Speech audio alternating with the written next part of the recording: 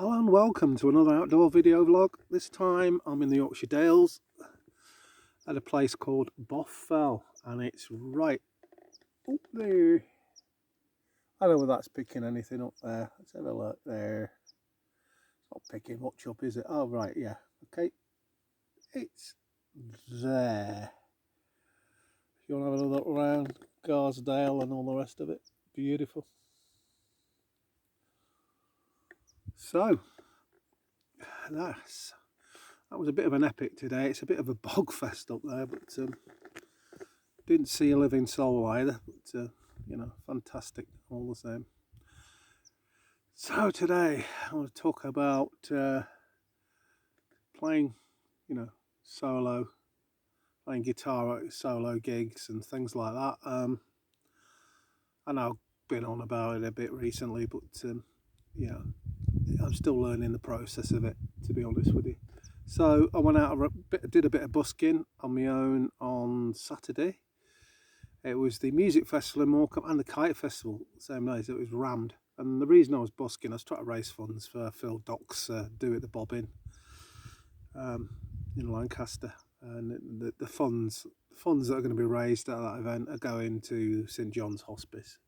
Because poor Phil, if you don't know, Phil, he was a singer in the last band I was in, and he sadly passed away from cancer last August. So, you know, we're having a little bit of a tribute. Well, Simo's organised it, and ex-members of the band, etc., are going to go and play. So hopefully, you know, I'll contribute a little small amount to that fund. But you know, I went out and did my best really. But the fact was, you know, when you get out in a situation like that, the prom was, I was busking on the prom, and it was absolutely heaving. I mean, it was just it's a good little busking spot, that, because it's a bit of a alleyway, if you will. So people are forced past you, if you will. You'll be between this big hotel and the promenade railings. But it was too busy, and I don't think people, you know, before people could see me, they could probably hear me, but before they could see me and do anything about it, it's too late. They just had to move on. So yeah, not all the best laid plans go to plan. So I was like, yeah, I did, you know, I did raise some money though. I did get some money, and I'm very grateful to anybody who put some money in the hat. But I had to, in the end, it was so busy. I had to put like bags and all the stuff, you know, the stuff I was carrying the gear in to protect the pedals. I had 3 pedals on the deck light, and of course you have to stand a little bit away from the amp. So you know, I was oh, hello, you can hear that? It's a grouse. Yeah, genuine grouse there. It's not, thankfully for the grouse, it's not the glorious 12th of August yet. Poor thing's still got another month yet before the people start shooting at it, which is always found as a ridiculous sport. But yeah, I did see one on the moor. I did scare one out on Baugh that it just ran out. And the comical things, they can't fly very far, like, but yeah, there you are. Proof that we're out in the middle of nowhere, really. And this is the middle of nowhere, believe you me. But apart from a couple of farms up the road there, this is remote. But, yeah, so yeah, the best laid plans and all that. But, you know,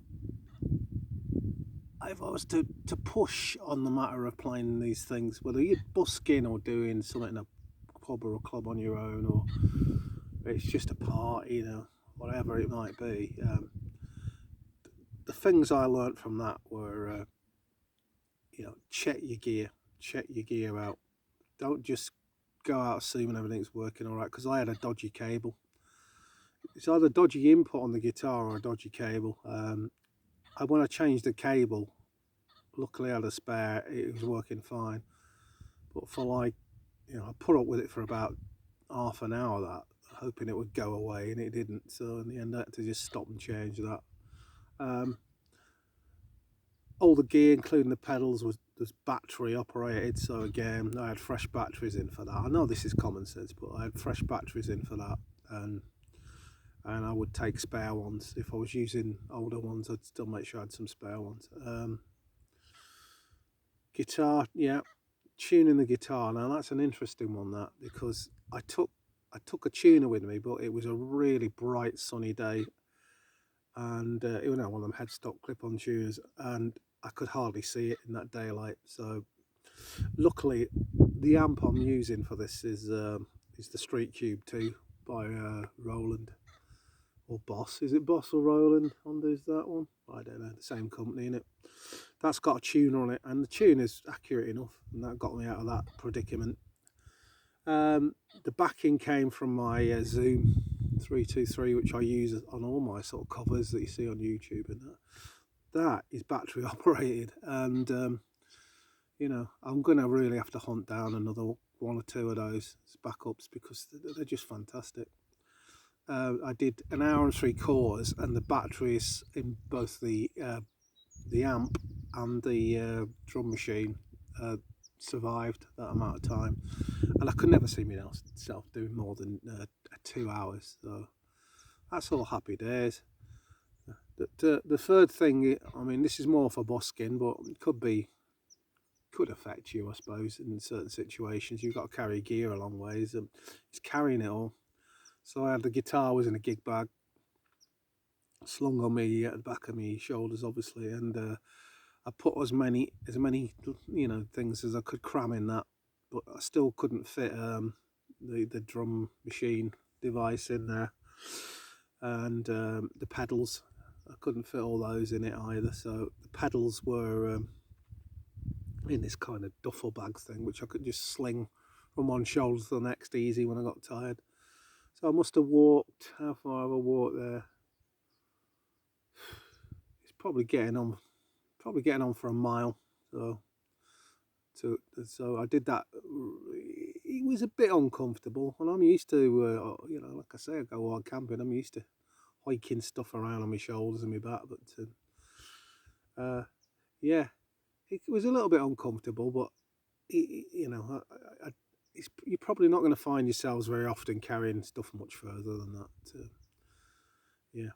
I did have some spare strings with me as well, spare plectrums, all that kind of stuff. But that's just come from years of gigging, and that was just in the gig bag anyway. So little patch cables, yeah, I had a spare patch cable as well. But, when you're playing solo, the thing that strikes me the most is there's no one else to turn to for any backup. Hey mate, if you've got a spare lead or a battery or whatever that it might be, if you haven't got it, you haven't got it, and you just got to get on with it. And you just got to, when I mean, it was rammed with people. So when I set up, I'm thinking, all these people coming past, how am I actually going to start this thing? What I did was I just did some warm-ups, because outdoors your fingers, even on a hot day like that, your fingers can get a little bit cold. So I just did a little bit of warm-ups, really, really quiet. And I knew the levels, rough levels I was going to set it at. I'd experimented with them previously, so I had everything set for that. And then when I was ready to go, I just made sure everything, the pedals working, how it was working, and I just pressed play on the Zoom. And off I went. You take a deep breath and off you go. And you might take you 3, 4, 5 songs to settle down. You'll settle down, and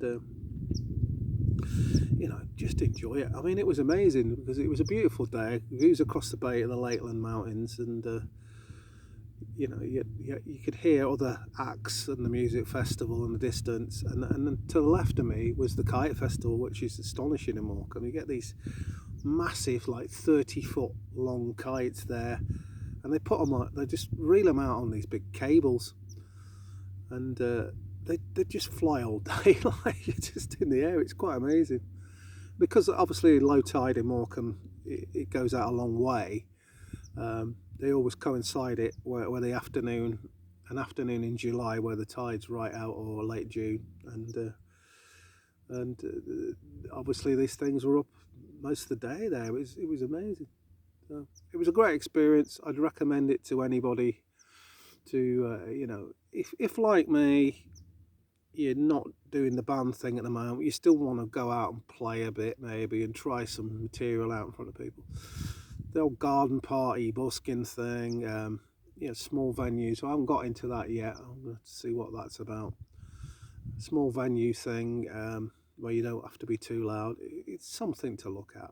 But yeah, just remains for me to say thanks for watching, and stay well, keep well, and I'll see you all later, guys. Bye.